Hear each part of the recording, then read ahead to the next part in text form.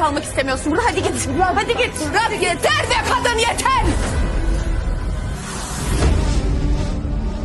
Alev dizisinin yeni bölümünde Melek ve Yıldız için Serhat DNA testi yaptıracak ve Melek ve Yıldız kardeş çıkmayacak. 2 bölüm sonrasında Yıldırım diziye veda edecek. Yıldız ise Ziyan Ağa'dan hesap soracak, gerçek ailesini aramak için yola koyulacak. Melek bebeğini birkaç bölüm içinde kaybedecek. Melek bebeğini kaybettikten sonra Serhat Melek'le boşanmak isteyecek.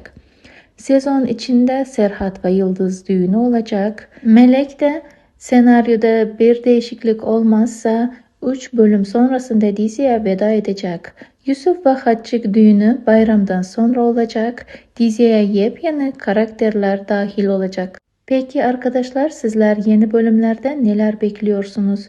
Düşüncelerinizi bizimle paylaşmayı ve kanalımıza abone olmayı, bildirimler tuşunu da açmayı unutmayın.